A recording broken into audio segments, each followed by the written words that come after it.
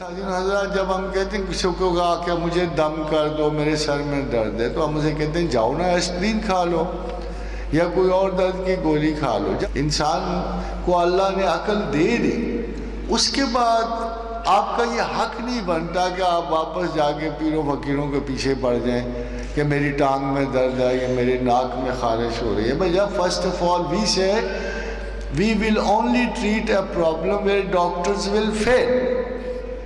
جہاں کوئی یہ کہے گا کہ جی ہم ناکام ہو گئے ہم بالکل ختم ہو گئے. میں ابھی یہ نہ سمجھیے کہ میں صرف مثال کے طور پہ دے رہا ہوں, اس میں میرا کوئی دخل نہیں ہے. میں آپ کو ایک بات بتانا چاہتا ہوں. کوئی لاسٹ ٹائم مجھے انگلینڈ سے ایک کال آئی کہ ڈاکٹر سارے ہی بیکار ہو گئے. انہوں نے کہا کہ لڑکا کامے سے نہیں باہر نکل سکتا تھا, کوئی وجود نہیں کیونکہ یہ اب اسی معاملے میں یہ ختم ہو جائے یہ زندہ رہے. ہمارے پاس کوئی ایسی چیز نہیں رہی, ہم نے ہر کچھ آزما کے دیکھی, قومیں سے باہر نہیں آئے.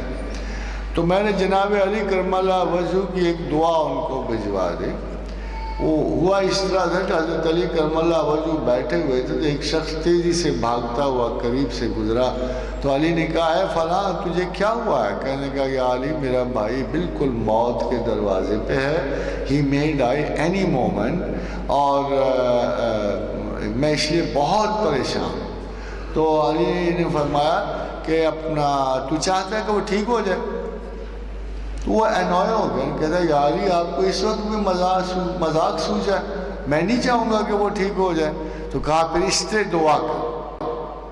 تو انہوں نے دعا بتائی یا حلیم و یا کریم مشفع فلاں ابن فلاں. یعنی فرض کیجئے اگر میرا نام اور میرے باپ کا نام ہے تو یہ کہ یا حلیم و یا کریم مشفع احمد رفیق ابن محمد امین. تو یہ اس طرح دعا کر تو انشاءاللہ ٹھیک ہو جائے. اور پھر وہ میراکلسلی وہ شخص ٹھیک ہو گیا. تو یہ دعا ہمارے پاس موجود ہے, یعنی کتابوں میں موجود ہے کہ انسان جو اللہ کے, اس سے دو باتیں ہیں جو سمجھ آتی ہیں. ایک تو اللہ کے جو اسماء حلیم و کریم ہیں یہ بیماریوں کی شفا پہ حکمران ہیں, اور تسبیح اس کی یہ ہے کہ لا الہ الا اللہ الحلیم الکریم. جب یہ پڑھے لا الہ الا اللہ الحلیم الکریم, اور یہ پڑھتے ہوئے اگر آپ زیادہ پڑھ رہے ہو تو اس کا ثواب یہ ہوگا کہ آپ کسی شخص کے لیے بھی یہ دعا مانگو گے یا حلیم و یا کریم مشفع فلاں ابن فلاں. مگر اس میں ایک ایکسیپشن, بعض اوقات شفا جو ہے ضروری نہیں کہ وہ شفا میں ہو بلکہ بعض اوقات موت میں شفا ہوتی. میرے پاس ایک اور صاحب آئے, انہوں نے کہا جی میری والدہ بہت سخت بیمار ہیں اور 20 سال ان کو کینسر کو ہو گئے اور اب مجھے ہی اٹھانا پڑتا ہے, تو وہ میری ماں ہے مجھے ہی دلانا پڑتا ہے. تو بعض اوقات مجھے بے بسی سے, وہ بیچارہ اس وقت بھی رونا شروع ہو گیا. تو میں نے اسے پھر یہی دعا دی اور میں نے کہا مگر اتنا بات یاد رکھنا کبھی موت ہی شفا ہوتی ہے. تو وہ 2 دن کے بعد آیا اور وہ کہنے لگا میری ماں فوت ہو گئی ہیں اینڈ آئی فیل ویری ریلیوڈ. یہ اس نے ساتھ کہا آئی فیل ویری ریلیوڈ کہ اللہ تعالیٰ نے ایک مسلسل اذیت کی کیفیت سے اٹھا لیا. تو یہ دعا ایک ایسی عجیب و غریب دعا ہے اور اس کی اتھارٹی اور سند موجود ہے, حسن حسین میں موجود ہے. شیخ محمد بن عبد الرحمن الجزری نے جو حدیث مرتب کی اور دعاؤں کی کتاب مرتب کی, حسن حسین اس میں موجود ہے. تو یہ دعا اتنی کارگر ہے کہ میں اس کی تعریف کیے بغیر نہیں رہ سکتا. تو میرا تو خیال یہ ہے کہ آپ اس کو حرز جان کر لیں, اور جب وہ اس کو پڑھایا گیا تو ایک کو 3-4 دن کے بعد انہوں نے وہاں انگلینڈ سے مجھے کہا کہ جی بچے نے آنکھ کھول دی.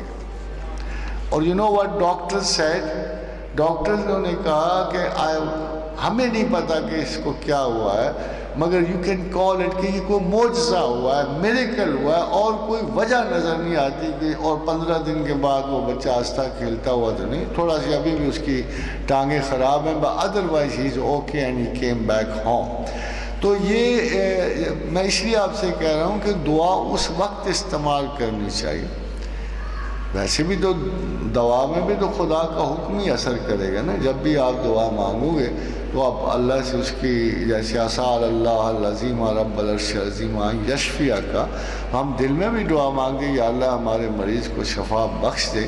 مگر جب ڈاکٹروں کی کارستانیاں ختم ہو جائیں گی ان کی حکمتیں ختم ہو جائیں گی اور جو خداوند کریم نے انسان کو عطا کیا ہے جب وہ ختم ہو جائے گا تب آپ کا حق ہے کہ آپ خدا سے ایسی چیز طلب کریں جو کسی کی شفا کا باعث ہو. اللہ تعالیٰ نے یہ عنایت کی ہے جیسے اس نے کہا یؤتی الحکمت من یشاء کہ میں نے حکمت عطا کی. وَمَن یؤت الحکمت فقد اوتی خیرا کثیرا اور جسے میں نے حکمت عطا کی اسے خیر کثیر عطا کر دی. وَمَا يَذَّكَّرُ إِلَّا أُولُو الْأَلْبَابِ مگر اہل عقل کے سوا اسے یاد کون کرتا. خادم آزاد اس نے یہ نہیں کہا کہ احمق لوگ مجھے یاد کرتے ہیں.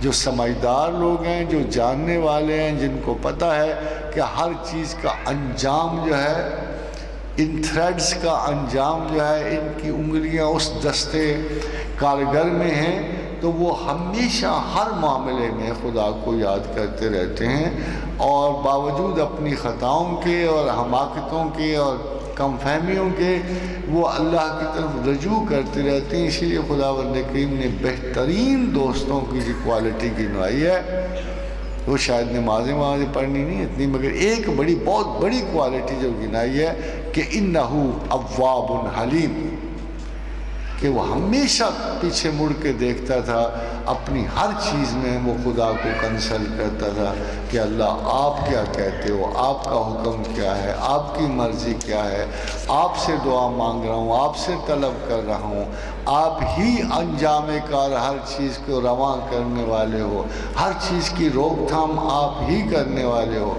جیسے خدا نے کہا کہ زمین و آسمان میں نے ایک اندازے سے بنائے ہیں اور یہ ٹل نہیں سکتے, اور اگر یہ ٹل جائیں نا تو پھر ہمارے سوا ان کو تھامنے والا بھی کوئی نہیں ہے. تو یہ انداز فکر ہوگا تو خدا آپ کے بہت قریب ہوگا.